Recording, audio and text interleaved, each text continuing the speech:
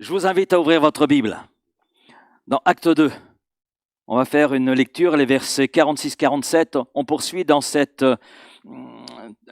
thématique « Je veux quitter mon église locale ». Alors je vous rassure, ce n'est pas ma pensée. Tu vois quelqu'un, vous pouvez dire c'est la pensée du pasteur. Non, ce n'est pas ma pensée.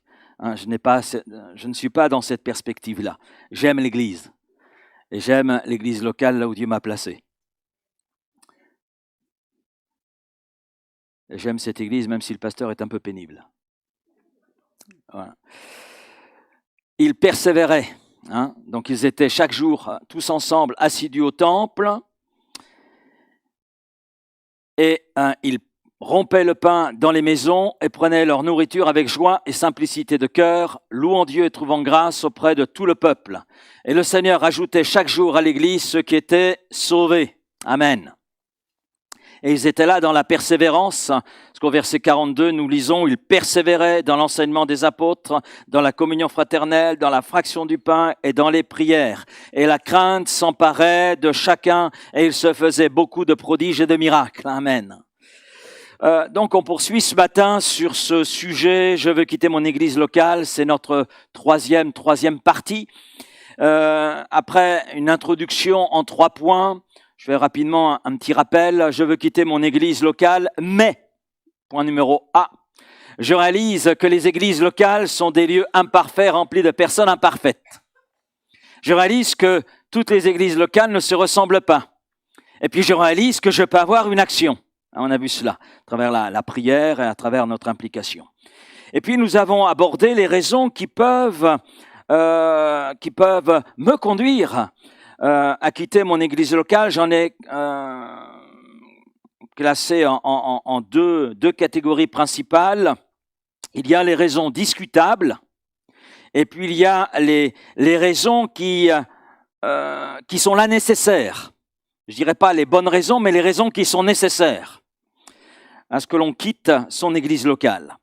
Alors, on a vu la première catégorie, je veux quitter mon église locale, oui, mais point B. Je quitte pour quelle raison? Je quitte mon église locale car son style ne me convient pas. C'est vrai que les goûts, les couleurs. Je quitte mon église locale parce que la personnalité du pasteur ne me convient pas. Je quitte mon église locale car je suis en conflit avec un frère, une sœur, voire même avec le pasteur. Je quitte mon église locale parce qu'il y a des choses qui doivent changer. Et comme elles ne changent pas, donc je m'en vais. Parce que je veux que l'église soit à mon image.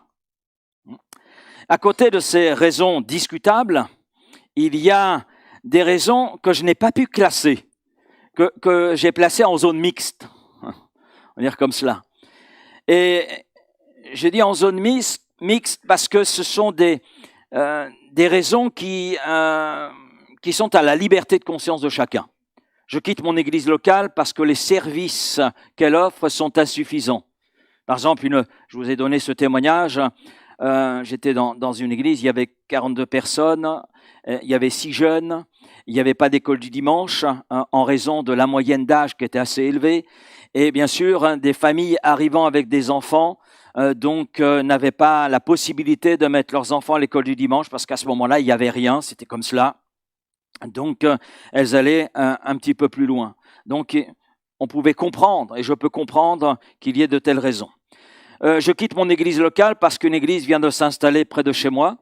C'est vrai que parfois, on peut être éloigné d'une église locale, et puis voilà qu'il y en a une qui vient s'installer à proximité. Et ça peut être une bonne chose, même s'il y a des paramètres qu'il faut considérer, bien sûr. Ça, c'est ce que nous avons vu. Et maintenant, je propose que nous regardions ensemble des raisons qui peuvent être de bonnes raisons.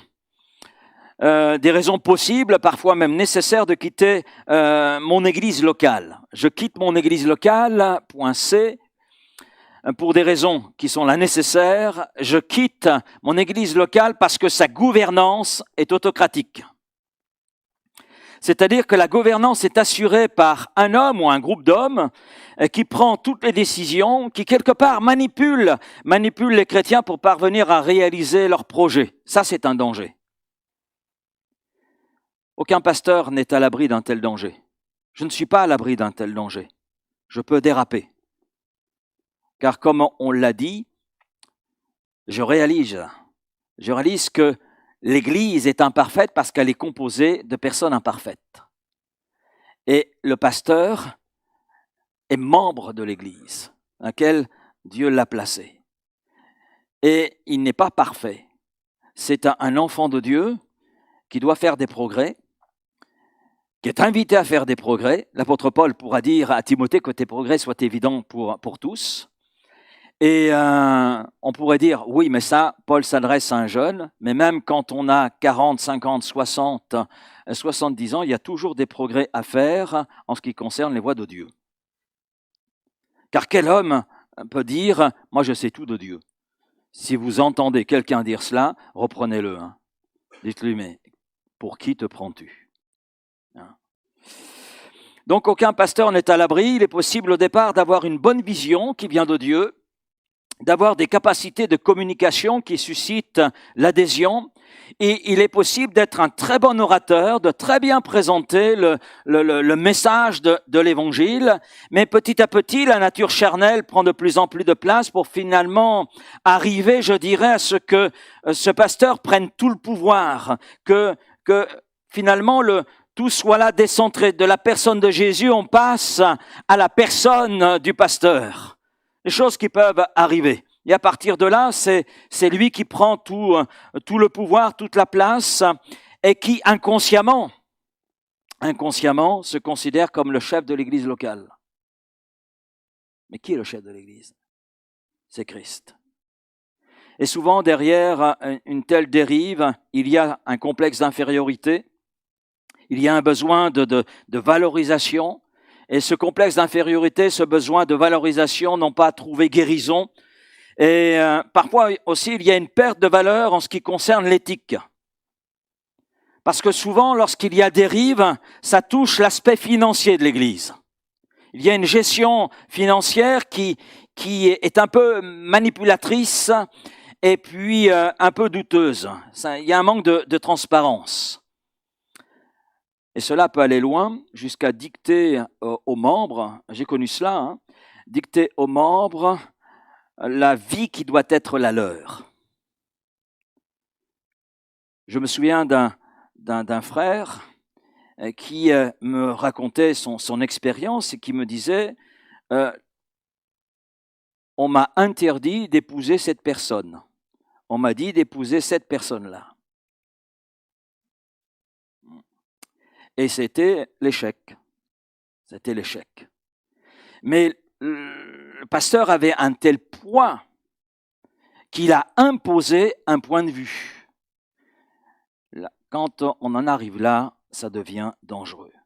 Quand on est dans une église où le pasteur prend tous les pouvoirs, n'accepte aucune remarque, n'accepte aucune critique, ne prend en compte aucune pensée de la part des membres, et met de côté de façon systématique ceux qui présentent un avis qui est contraire à sa pensée, je dirais, là, ça devient une secte.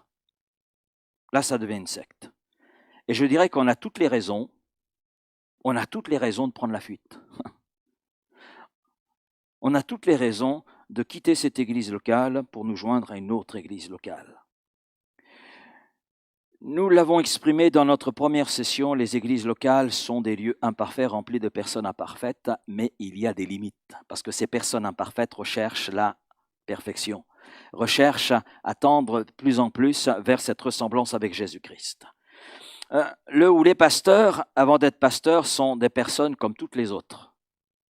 Vous l'avez remarqué? Oui, je sais que vous avez remarqué mes défauts, donc mes imperfections. Hein? Je vous fais confiance là-dessus. Voilà.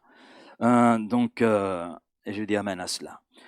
Et bien sûr, les pasteurs, les serviteurs de Dieu, ceux qui occupent la gouvernance d'une église, sont des personnes qui sont venues à Christ.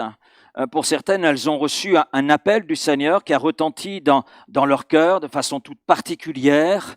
Et il y a eu cet appel pour paître le troupeau. C'est ce qu'on appelle les ministères dons, Éphésiens 4, je vous relis le texte. Il a donné Christ, les uns comme apôtres, les autres comme prophètes, les autres comme évangélistes, les autres comme pasteurs et docteurs, pour le perfectionnement des saints en vue de l'œuvre du ministère et de l'édification du corps de Christ, jusqu'à ce que nous soyons tous parvenus à l'unité de la foi et de la connaissance du Fils de Dieu, à l'état d'homme fait, à la mesure de la stature parfaite de Christ, afin que nous ne soyons plus des enfants flottants et emportés à tout vent de doctrine, par la tromperie des hommes, par leur ruse, dans les moyens de séduction, mais que, professant la vérité dans la charité, nous croissions à tous égards en celui qui est le chef, Christ. C'est de lui et grâce à tous les liens de son assistance que tout le corps, bien coordonné, formant un solide assemblage, tire son accroissement selon la force qui convient à chacune de ses parties et s'édifie lui-même dans la charité. Dans ce passage, il apparaît clairement, première chose, qu'il y a un appel de Christ. Cela exclut l'autoproclamation qui est aujourd'hui une mauvaise habitude dans le peuple de Dieu.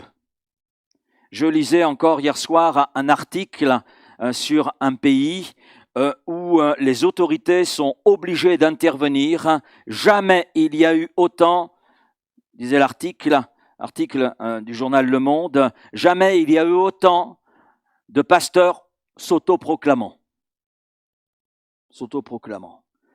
Et ça, c'est une mauvaise habitude, c'est un signe aussi des temps. Et je crois que trop de gens utilisent le titre de bishop. Vous savez ce que ça veut dire, bishop? Oh, ça fait chouette, hein, non? Je suis bishop. Voilà. C'est pas un responsable d'un magasin, quoique. Bishop, ça veut dire évêque, tout simplement. D'autres prennent le titre d'apôtre. D'ailleurs, il n'y a pas une semaine sans que je ne reçoive pas un email. Apôtre, ceci, bishop, révérend, docteur.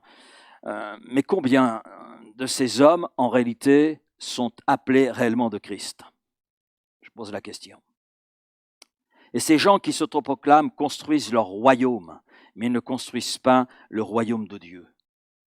Et le texte d'Éphésiens 4 dit « Christ a donné à l'Église ». Et il y a une fiche de poste, parce que non seulement il y a un appel, mais il y a une fiche de poste des ministères que Christ donne à son Église. Et cette fiche de poste est claire. Il s'agit d'amener le corps qu'est l'Église locale et qui appartient à Christ à la maturité spirituelle. Ce qui signifie que le ministère donc est donné à l'Église pour un temps, eh bien, est là en position d'autorité et il se doit de travailler avec l'Église qui lui a été confiée, avec l'ensemble des membres qui composent le corps. Imaginez la tête qui décide de travailler toute seule. Le corps va mourir. Parce que le corps a besoin de la tête a besoin du corps. Christ a voulu ce corps qu'est l'Église, c'est lui qui en est le chef, pour coordonner, j'allais dire, le corps. Il a donné des ministères. Ces ministères exercent une autorité, mais ce ministère exerce une autorité avec l'ensemble des membres de ce corps. Et d'ailleurs, il rend des comptes à l'ensemble de l'Église locale. Moi, je bénis Dieu parce que vous avez la chance d'avoir 2 pasteurs, amen. Il y a Bernard qui ne peut être avec nous ce matin, mais Bernard a un regard sur le ministère qui est le mien. Et nous sommes clairs l'un et l'autre. Si Bernard, il y a des choses qui ne vont pas, tu me le dis, tu n'attends pas. Voilà, tu me le dis, il faut que tu aies cette liberté. Alors, avec Bernard, on se connaît de longue date. Voilà, donc, et ce frère a cette liberté. Amen. Comme j'ai aussi cette liberté vis-à-vis de lui. Mais le CA de l'Église a aussi cette liberté. Vous l'avez, frères et sœurs, qui appartiennent au CA? Frères et sœurs ont cette liberté. Parce qu'on travaille ensemble. Cette liberté de dire les choses, de dire ce qui va bien, de dire ce qui va mal aussi, ou ce qui va pas très bien. Parce qu'on travaille ensemble. Mais chacun d'entre vous, vous avez aussi cette liberté. Ça va, je ne vous fais pas peur? J'ai les yeux bleus, mais quelquefois, comme dirait quelqu'un, vous avez les yeux bleus, mais vous avez quand même un regard noir. Non, c'est important cela, cette communion les uns avec les autres, parce qu'on travaille ensemble à la croissance de ce corps qu'est l'Église locale. Et puis, quand on regarde Éphésiens 4, il est clair aussi que l'Église locale appartient à Christ et non pas au ministère dont ils ont été donnés pour conduire l'Église, conduire ce corps local à demeurer en Christ, à grandir en Christ, mais celui qui est le chef de l'Église demeure Christ. Amen. Cela signifie que les ministères dont non seulement rendront des comptes, doivent rendre des comptes à l'Église en tant que corps, mais aussi à celui qui en est le chef. Celui qui en est le chef. Et le rôle des anciens, des évêques, des surveillants, ainsi que des diacres et des diaconesses, selon ce que Paul exprime dans les épîtres pastorales, 1 Timothée 3 et Tite chapitre 1er, et en relation aussi avec ce que Luc peut nous dire par rapport au diaconat, aux diacres, diaconesses, dans Actes chapitre 6, on s'aperçoit que ces services ont la même fiche de poste que le ministère don, à savoir amener le corps qu'est l'Église à cette maturité spirituelle. Et ils travaillent ensemble. On le voit d'ailleurs dans la relation que Paul pouvait entretenir avec les anciens d'Éphèse. Ils étaient là en communion, dans une communion spirituelle, mais aussi par rapport au travail, par rapport à la vision. Et ils avaient cet objectif, conduire ce corps à grandir, à trouver cette maturité auprès de Jésus-Christ. Mais il faut le dire, quelquefois, cette nature humaine prend une place importante, trop importante, et c'est là qu'un danger se trouve. Oui. Celui d'exercer une autorité qui se transforme en autoritarisme, qui fait que le ou les gouvernants s'enferment dans un schéma de pensée et d'action qui n'est plus en adéquation avec la volonté de Christ, qui n'est plus en relation avec la fiche de poste telle que Christ lui-même, le chef de l'Église, l'a définie. Et nous avons un témoignage d'ailleurs dans le Nouveau Testament. Vous pourrez lire la 3e lettre que l'apôtre Jean écrit et vous allez vous apercevoir que nous avons là un témoignage. L'apôtre Jean nous décrit le comportement de Diotrephe qui a littéralement cadenassé, c'est vraiment le terme, cadenassé l'Église, à un tel point qu'il ne veut pas recevoir l'apôtre Jean. D'ailleurs, il ne veut recevoir personne. Il a mis une telle poids sur cette Église que l'apôtre Jean en est tout étonné et il se propose aussi de régler cette situation. Donc, on s'aperçoit que ce n'est pas quelque chose de nouveau. Diotrephe est rentré dans cette dérive, dans ce dérapage et Jean le reprend. Et je crois que ces choses-là, malheureusement, arrivent encore aujourd'hui, et je dirais trop souvent. Trop souvent. Et à partir de là, je dis que pour sa propre santé spirituelle, sa propre santé émotionnelle, sa propre santé physique, et j'irai plus loin aussi familiale, il est sage de partir quand on est dans une telle église, pour se joindre à une autre église. Je ne dis pas pour quitter l'église, mais quitter l'église locale présentement pour aller vers une autre église locale, où il n'y a pas ce régime autocratique. Et je crois également qu'il est bon de prier afin que Dieu touche le cœur du gouvernement de cette église qui est en dérive. La seule autorité valable est celle que Dieu donne, comme l'exprime l'apôtre Paul. L'autorité que le Seigneur nous a donnée est pour votre édification et non pour votre destruction. Et c'est la seule qui doit être exercée par un serviteur de Dieu digne de ce nom, en gardant les yeux sur celui qui est un modèle, à savoir Jésus-Christ. Amen. Je quitte mon église locale parce que l'enseignement n'est pas conforme à la Bible. Les épîtres nous parlent de la saine doctrine, ce qui sous-entend qu'il y a une doctrine qui n'est pas saine. Et c'est Parker, un théologien, qui a dit ceci: l'Écriture, la Bible, la parole de Dieu, est la source de la saine doctrine. Et la saine doctrine est utile pour la vraie vie. Et la vraie vie amène une véritable croissance de l'Église. Et là, je dis Amen. Donc, la saine doctrine, eh bien, c'est un enseignement qui est fidèle aux Écritures, mais c'est un enseignement qui est pertinent. Pertinent pour la vie de tous les jours et pour la santé et la vie de l'Église. Sans cet enseignement fidèle et pertinent, eh bien, les églises locales seraient anémiées. Et le risque, c'est de mourir. Dans le livre des Actes des Apôtres, j'ai cité le texte, j'y reviens, acte 2, il est dit, tous ces croyants ensemble, eh bien, ils persévéraient dans l'enseignement des apôtres, dans la communion fraternelle, dans la fraction du pain, dans les prières. Et la crainte s'emparait de chacun, et il se faisait beaucoup de prodiges et de miracles par les apôtres. Le premier pilier qui est cité dans ce texte, c'est la persévérance dans l'enseignement des apôtres. Les apôtres enseignaient ce qu'ils avaient reçu de la part de Jésus. Ils ne faisaient que transmettre ce qu'ils avaient reçu de Christ. Donc, l'enseignement des apôtres, c'est l'enseignement de Christ.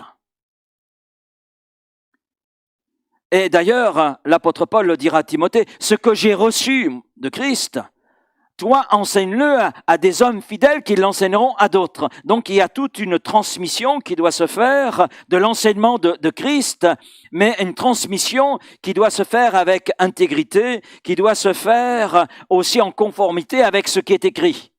Parce que quelquefois, vous savez, vous avez tous peut-être vécu cette expérience, étant enfant, même étant adulte, dans le cadre d'une soirée où il y avait quelques jeux, le téléphone arabe. Ce qu'on appelle le téléphone arabe. On part d'une phrase que l'on doit citer un deuxième, etc. Et puis le dernier doit citer la phrase, et puis on s'aperçoit que dans la chaîne de transmission, il y a des choses qui sont venues se rajouter. Et la phrase finale, quelquefois peut être en opposition avec la phrase initiale. Hein?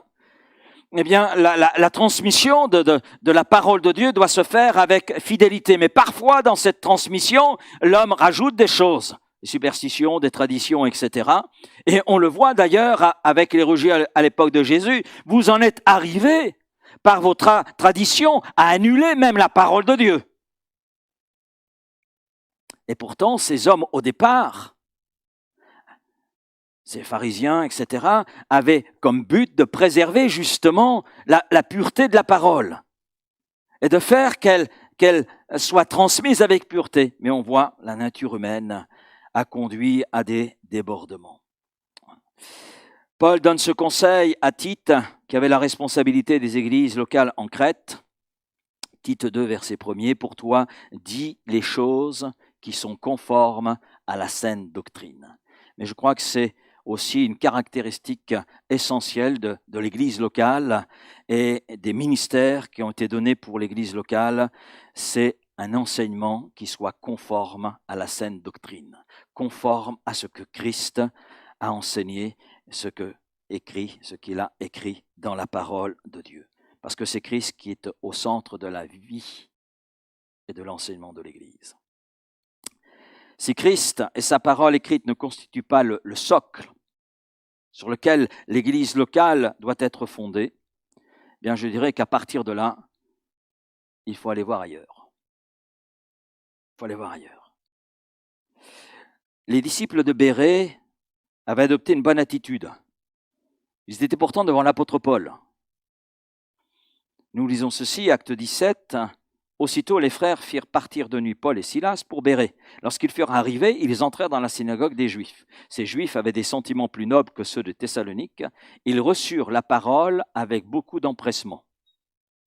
Et ils examinaient chaque jour les Écritures pour voir si ce qu'on leur disait était exact. Ce qui ressort de ce passage, c'est la nécessité d'examiner le contenu de l'enseignement donné à la lumière des Écritures. Dans une église, un jour, j'ai été interpellé. Une personne, de façon publique, dans le cadre d'un culte, m'a interpellé en me traitant de menteur. Et ce que j'exprimais était un mensonge. En fait, j'étais sur Pierre en prison et je venais de lire le texte et la personne s'est levée en disant « Mais Pierre n'est jamais allé en prison ». Alors, à la fin du culte, j'ai pu parler avec cette personne, mais ça m'a conduit à toute une réflexion. Et à partir de là, dans cette église, après la prédication, de façon systématique, je mettais mes notes à disposition. En disant aux gens, bien voilà, vous avez mes notes à disposition. S'il y a des erreurs, s'il y a une bêtise, eh bien, n'hésitez pas à ce qu'il y ait un retour.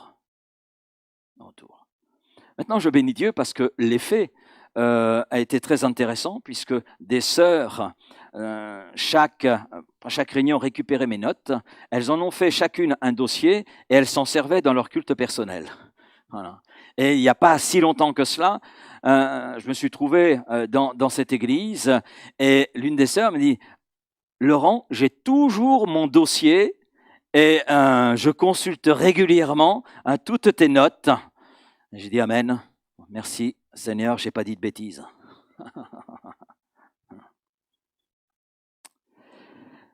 Oui, ce qui ressort, texte d'Acte 17, c'est la nécessité d'examiner le contenu de l'enseignement qui est donné.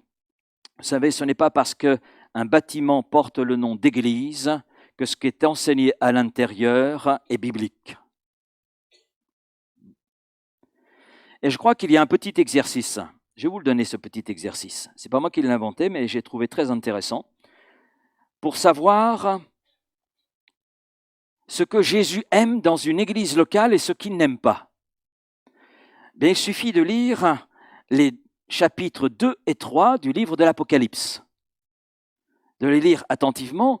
Donc, on voit le portrait de cette église locale d'Asie mineure. Et puis, prendre une feuille, de faire 2 colonnes. Sur la première, ce que Jésus a aimé, et dans l'autre colonne, ce que Jésus n'a pas aimé. Et à partir de là, je crois qu'on a un portrait, un profil d'église qui est conforme à Jésus et qui plaît à Jésus. Et puis, on a aussi un profil d'église qui ne plaît pas à Jésus et qu'il faut fuir. Je crois que c'est un petit exercice tout simple, mais qui mérite notre attention. Troisième point pour ce matin, c'est mon dernier, tu ne dois pas abandonner ton église locale, c'est interdit.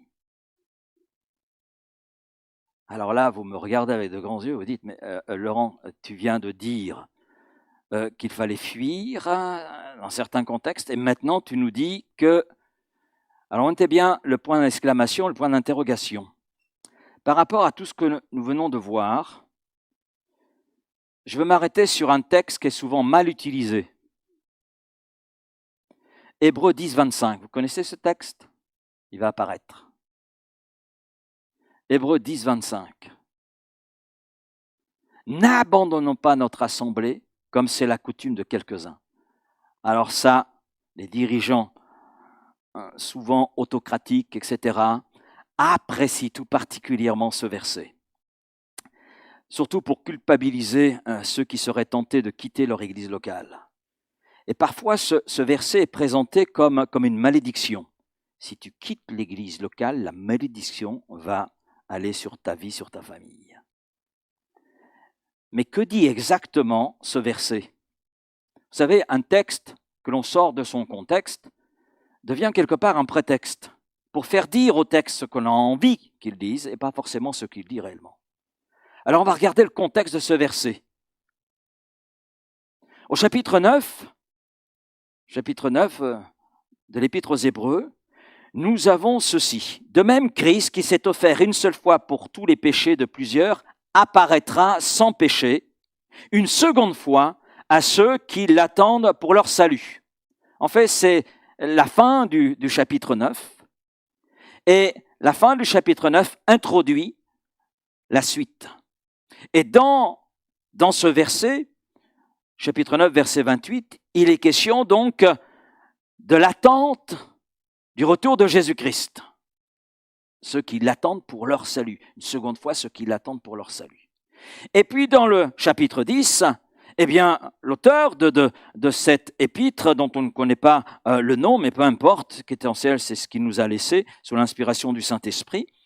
Il dit ceci, par exemple au verset 23, « Retenons fermement la profession de notre espérance, car celui qui a fait la promesse est fidèle. L'espérance de quoi?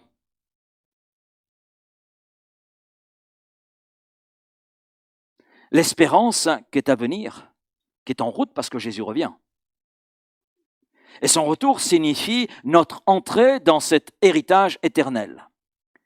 Et vous avez noté avec moi la fin du verset 25, elle est en relation justement avec cette espérance. La fin du verset 25 nous dit « Exhortons-nous réciproquement, et cela d'autant plus que vous voyez s'approcher le jour où nous posséderons cette pleine espérance, nous serons dans cette pleine espérance. » Et puis, nous voyons que dans les évangiles comme dans les épîtres, le jour qui est proche, c'est toujours celui qui est en relation avec le jour du retour de Jésus-Christ. Toujours dans chapitre 10, verset 37, encore un peu de temps. Encore un peu de temps. Celui qui doit venir viendra et il ne tardera pas. Ce qui signifie que ce chapitre 10 fait allusion à cette espérance qui est la nôtre, le retour de Jésus-Christ et le rassemblement dans les airs de ceux qui croient en lui et qui auront attendu jusqu'à ce retour. Donc Hébreux 10, 25 ne parle pas de l'église locale. D'ailleurs, c'est pas en grec, ce n'est pas le terme ecclésia qui désigne l'église locale. C'est un autre terme qui est utilisé. Un autre terme qui signifie un rassemblement. Un rassemblement. Et quand ce terme est utilisé, il est utilisé deux fois. La première fois dans Hébreux 10, une autre fois donc dans je crois que c'est l'épître de Pierre. Et les deux fois, il est utilisé pour parler du rassemblement au-dessus, donc dans les airs. Ce rassemblement avec Christ qui se fera et qui arrive. Donc à aucun moment dans ce verset, n'abandonnons pas notre Église comme notre assemblée, comme c'est la coutume de quelques-uns. Enfin, on ne peut pas dire n'abandonnons pas notre Église locale. C'est faux. C'est pas ce que le verset dit. N'abandonnons pas notre assemblée, ce rassemblement qui est à venir. Cette assemblée dans le sens de ce rassemblement d'hommes et de femmes qui sont dans l'attente et qui doivent demeurer dans cette attente. En fait, ce verset qui est souvent utilisé pour culpabiliser les gens est utilisé à mauvais escient et c'est être abusif. Parce qu'il n'est absolument pas question dans ce texte de réunion dans des locaux terrestres. Il n'est pas question de l'église locale, mais l'auteur veut nous voir diriger nos regards et notre espérance vers les choses invisibles et éternelles, vers ce moment merveilleux du retour de Jésus-Christ, où nous serons rassemblés avec lui pour l'éternité. Amen. Amen. Et puis, si on utilisait ce texte, comme trop souvent il est utilisé, et de façon abusive, on arrive à être en contradiction avec l'attitude même de Jésus. En Jean 6, verset 59, par exemple, Jésus dit ces choses dans la synagogue, enseignant à Capernaum, verset 60, plusieurs de ses disciples, après l'avoir entendu dire cette parole est dure, qui peut l'écouter. Et verset 66, dès ce moment, plusieurs de ses disciples se retirèrent et n'allèrent plus avec lui. Et Jésus donc dit aux 12, et vous? Et vous? Ne voulez-vous pas aussi vous en aller? Les disciples qui l'ont quitté, est-ce qu'il a couru après? Notez bien, il n'est pas dit des pharisiens, des religieux, il est dit des disciples. Donc des gens qui connaissent la vérité, qui savent qui est Jésus, qui reconnaissent Jésus-Christ comme étant l'envoyé de Dieu, mais qui devant la personnalité de Jésus, devant l'enseignement de Jésus, trouvent que les choses sont trop dures et ils choisissent de partir. Et Jésus les laisse partir. Il les laisse partir. Ce qui veut dire que Jésus place chacun devant sa conscience, devant cette liberté. Donc si je dis n'abandonnons pas notre assemblée comme c'est la coutume de quelques-uns et que j'utilise cela pour parler de l'église locale, je me mets en contradiction avec Jésus, l'attitude et les paroles de Jésus qui lui dit mais vous êtes libre. Hein? C'est pour la liberté que vous avez été affranchis. Vous avez ma parole, vous avez mon esprit, c'est à vous de vivre cette liberté que je vous ai offerte. Si vous choisissez de partir, vous choisissez de partir. Si vous choisissez de rester, vous choisissez de rester. Amen. Alors je conclurai ce matin, ma conclusion se fera en 3 points. Premièrement, nous n'avons pas épuisé le sujet, parce qu'il existe bien des situations particulières qui nécessitent une attention particulière. Et mon but n'était pas de donner un aperçu exhaustif. Deuxièmement, quitter son église locale ne signifie pas obligatoirement quitter l'église. Parce que quelquefois, on amène les gens à culpabiliser. Si tu quittes l'église locale, alors le malheur va tomber sur toi. Mais quitter son église locale ne signifie pas quitter l'église de Jésus-Christ. Quitter l'église de Jésus-Christ est quelque chose de dramatique. Mais quitter l'église locale, c'est différent. C'est différent.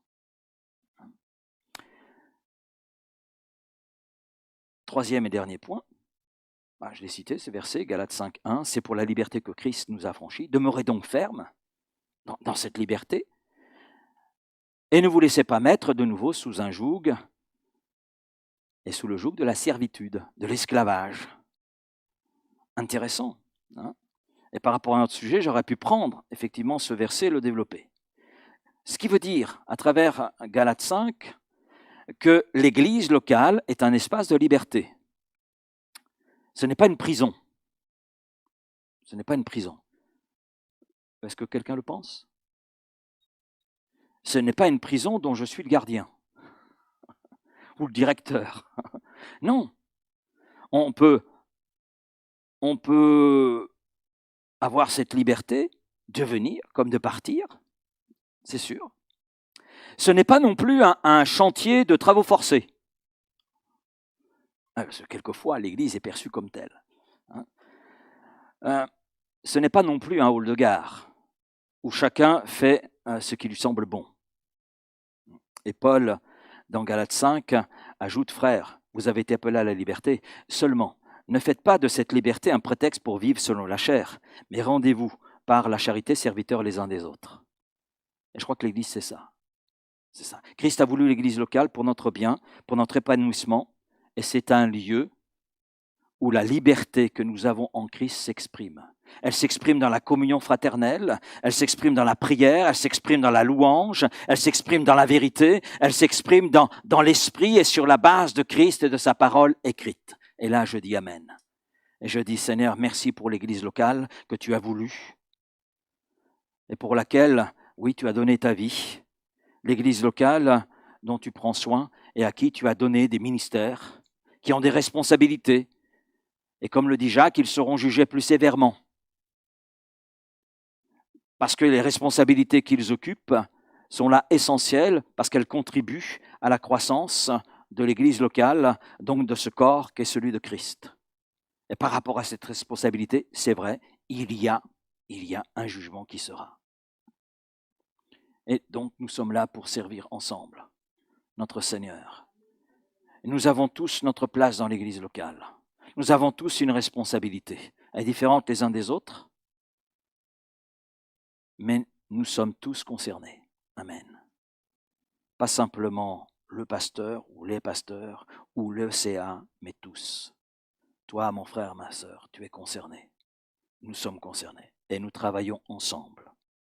C'est pas toujours facile, hein? C'est pas toujours facile. C'est pour ça que le Seigneur a ajouté « supportez-vous les uns les autres ». Aimez-vous les uns les autres. Amen. Merci Père pour ta parole. Merci pour ces quelques pensées que nous avons abordées là sur ces 3 dimanches. Je veux quitter mon église locale. Et Seigneur, nous avons pu voir un certain nombre de choses et je crois, Père, que tu veux nous aider les uns les autres par rapport à notre propre vie, mais peut-être par rapport à des amis que nous connaissons en situation difficile et pouvoir ainsi avoir les moyens de les aider, avoir les moyens de les accompagner et pouvoir aussi prier. Parce que s'il y en a un qui est capable de changer les cœurs, c'est toi. S'il y en a un qui est capable de changer les situations, c'est toi. Et Seigneur, bien nous voulons être aussi de ceux qui prient, pour ceux qui sont en difficulté, pour ceux qui sont en souffrance, pour peut-être des gouvernants qui ont dérivé, pour ceux qui se sont autoproclamés, afin que tu parles à leur cœur, que tu agisses dans leur cœur. Seigneur, nous avons devant tout cela notre part dans et par la prière, et nous te remercions parce que nous croyons que tu es celui qui veut nous conduire sur le plan local à grandir encore. Oui, Seigneur Père. Alors merci pour tant de grâce et d'amour que tu manifestes pour nous. Sois remercié, Père. Et cela dans le nom précieux de Jésus. Amen.